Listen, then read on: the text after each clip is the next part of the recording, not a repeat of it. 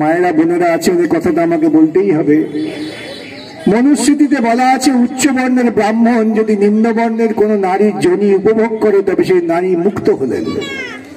এত বড় নারীত্বের অপমান হতে পারে কিনা আমি জানি না, কিন্তু আছে।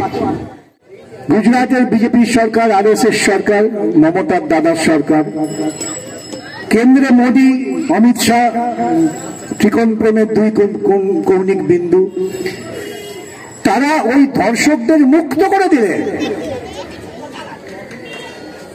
মুক্ত করে দিয়ে শুধু ছাড়লেন না, এই যেমন আপনার মঞ্চ বানিয়েছেন, আমার যেমন ধরে নিয়ে এলেন কমরেড রাহুল, সেই রকম ওই যারা ধর্ষক তাদের মঞ্চে বসিয়ে গলায় মালা পরিয়ে কি বললেন জানেন?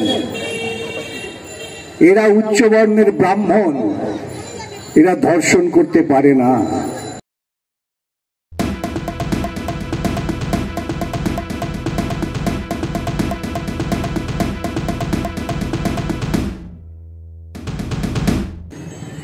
RSS ধারাবাহিকভাবে চেষ্টা করে গেছেন এই ব্রাহ্মণ্যবাদকে প্রতিষ্ঠা করতে। ব্রাহ্মণ্যবাদ মানে কি? যে ব্রহ্মার মুখ থেকে যার জন্ম সেই শ্রেষ্ঠ, তারপরে যত মানুষ আছে সকলেই কিন্তু নীচ জাত। মায়েরা বোনেরা আছে, ওদের কথাটা আমাকে বলতেই হবে। মনুস্মৃতিতে বলা আছে, উচ্চ বর্ণের ব্রাহ্মণ যদি নিম্ন বর্ণের কোন নারীর যোনি উপভোগ করে তবে সেই নারী মুক্ত হলেন। এত বড় নারীত্বের অপমান হতে পারে কিনা আমি জানি না, কিন্তু আছে। এবং সেজন্যই যখন বিলকিস বানু, তার নামটা বিলকিস বানু হতে পারে, তার নাম হতে পারত অসীমা বা দেবী, তাও হতে পারত, কিন্তু মহিলা মহিলা। সে লালন বলেছিলেন না, পৈতে দিয়ে বামুন চিনি, বামনি চিনবি কেমনে, সুন্নাত করলে হয় মুসলমান, নারীর ক্ষেত্রে হয় কি বিধান? নারী নারী, মানুষ মানুষ। তো সেই নারীকে ধর্ষণ করা হলো যখন তিনি সন্তান সম্ভবা।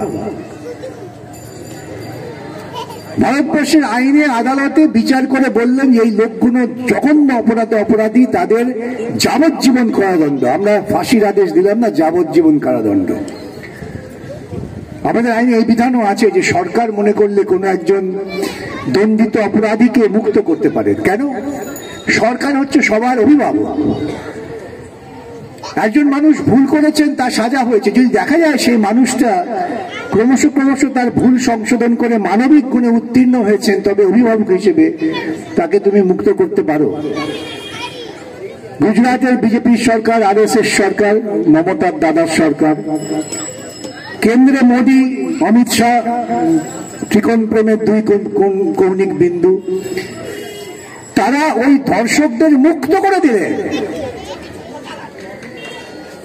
মুক্ত করে দিয়ে শুধু ছাড়লেন না, এই যেমন আপনার মঞ্চ বানিয়েছেন, আমার যেমন ধরে নিয়ে এলেন কমরেড রাহুল, সেই রকম ওই যারা ধর্ষক তাদের মঞ্চে বসিয়ে গলায় মালা পরিয়ে কি বললেন জানেন?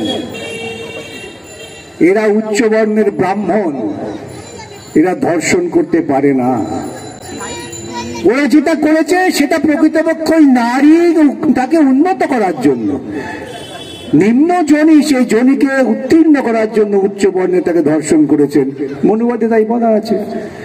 সেজন্য দেখবেন যখন JNU-তে আমাদের ছেলেমেয়েরা মনিবাদ সে আজাদি এটা বলেন, তখন এইসব পত্রপত্রিকা দেখবেন তারা খুব সমালোচনা করেন। এই কি বিশ্ববিদ্যালয়ে আজাদি চাইছে, কিসের আজাদি? ওরা যে বলছেন মনুবাদ সে আজাদি, সেটা বলছেন না। ভুখমারি সে আজাদি, সেটা বলছেন না। আজাদি চাইছে, তার মানে ভারতবর্ষের বাইরে যেতে চাইছে। আপনাদের মাথা ঘুরতে শুরু করলো, ভাবতে শুরু করলেন ওই ইউনিভার্সিটির ছেলে মেয়েগুলোই সবচেয়ে খারাপ। কেন? ইউনিভার্সিটির ছেলে মেয়েগুলোকে নেতাকে সৃজন, আরেকটা খারাপ। এদের নেতৃত্ব দিচ্ছে যাদবপুর বিশ্ববিদ্যালয়ের ভালো ছাত্র। আরে ভালো ছাত্রকে কিন্তু কে বলেছিল? ও তো খারাপ ছাত্র হয়ে চাকরি বিক্রির সঙ্গে যুক্ত হতে পারতো। আমি ওর নিন্দা করি, ও কেন চাকরি বিক্রির সঙ্গে যুক্ত হলো? তাহলে ওর ছবি বেরোতো, মালা দিয়ে আপনার হাঁটতেন রাস্তায়, টেলিভিশনে সন্ধ্যাবেলা বলতেন চাকরি বিক্রি করে বেশ করেছি। শুধু কি আমরা বিক্রি করেছি? কেন? যে মধ্যপ্রদেশে বিক্রি হয়েছে। আমি চুরি করেছি এটা অপরাধ না, মধ্যপ্রদেশে চুরি হয়েছে সেটা অপরাধ।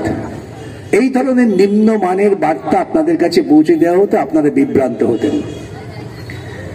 ভারতবর্ষ যখন স্বাধীন হলো, তখন ভারতবর্ষের সংবিধান গৃহীত হলো। সংবিধানের প্রথম শব্দটাই হচ্ছে we the people of India. আমরা ভারতের জনগণ, আমরা হিন্দু নই, বৌদ্ধ নই, খ্রিস্টান নই, জৈন নই, মুসলমান নই, আমরা ভারতবর্ষের জনগণ। এই ভূমিতে যারা জন্মেছেন সবাই ভারতবাসী।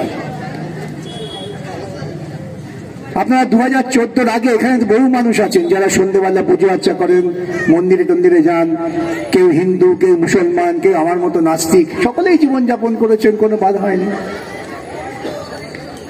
এখন আপনারা শুনছেন হিন্দু নাকি খাতরে মে হয়। কার সঙ্গে খাতার হলো? হিন্দু প্রশ্ন আসছে কেন? ভারতবর্ষের সংবিধান তো নির্দিষ্ট লক্ষ্যমাত্রা ঠিক করে দিয়েছে। We the people of India, আমরা ভারতবর্ষের একটা গণতান্ত্রিক প্রজাতন্ত্র পালন করব। প্রজাতন্ত্র মানে কি? 5 বছর পর পর আমি ঠিক করব আমার শাসক কে হবে 5 বছরের জন্য।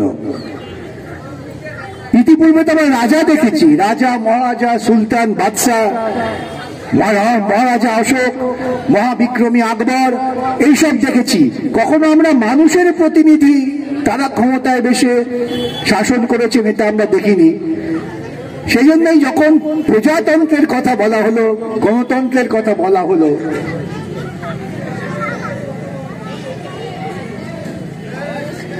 সেই প্রজাতন্ত্রে সংবিধান ঠিক করে দিল যে 5 বছর পর পর পরীক্ষা হবে। আমরা যখন স্কুলে কলেজে পড়তাম, আমরা সবাই পড়তেন, ওই 1 বছর পর পর যখন পরীক্ষা হতো, পরীক্ষার 1 মাস আগে থেকে বুকে পালপিটিয়ে উঠে যেত। আর অবধারিত ভাবে মায়ের দাঁত খিচুনি আর লাঠির বাড়ি, ওই পাখার, তাল পাখার বাড়ি খাওয়াটা ছিল কম্পালসারি। সরকার প্রজাতন্ত্র হলো 5 বছর পর পর আমরা পরীক্ষা নেব যাদের ভোট দিয়ে পাঠিয়েছি। কিসের পরীক্ষা? না, আমাদের সংবিধানের লক্ষ্যমাত্রা ঠিক করা আছে যে আমরা ভারতবর্ষকে একটা অর্থনৈতিক ন্যায় এবং সামাজিক ন্যায় দেব, ইকোনমিক জাস্টিস, সোশ্যাল জাস্টিস। সেটা কিভাবে দেব? তার প্রাথমিক পাঠ হচ্ছে মুক্ত কণ্ঠ, স্বাধীন চিন্তা, উচ্চ যেটা শির, জ্ঞান যেটা মুক্ত। আমি শির উঁচু করে, মাথা উঁচু করে মুক্ত জ্ঞানের পরিবেশ পাবো। এটা ভারতবর্ষের সংবিধান বিধৃত নির্দেশ। যাদের ভোট দেবেন তারা এই পথে আমাদের নিয়ে যাচ্ছেন কি যাচ্ছেন না, তার পরীক্ষা 5 বছর পর পর হবে। প্লিজ চুরি করবেন না। একজন কন্টেন্ট ক্রিয়েটার অত্যন্ত কষ্ট করে তার কাজকে এগিয়ে নিয়েছে, তাই তার কাজকে সাপোর্ট করুন, তার কাজকে ভালোবাসুন, কিন্তু তার কাজ নিজের চ্যানেলে তুলে দেবেন না। কারণ জানবেন, পাইরেসি কিন্তু একটা অত্যন্ত দণ্ডনীয় অপরাধ। আপনারা দেখছেন আওয়াজ, রোজকারের হক কথা। For more updates about Awaaz, please subscribe our YouTube channel Rajshekhar thali.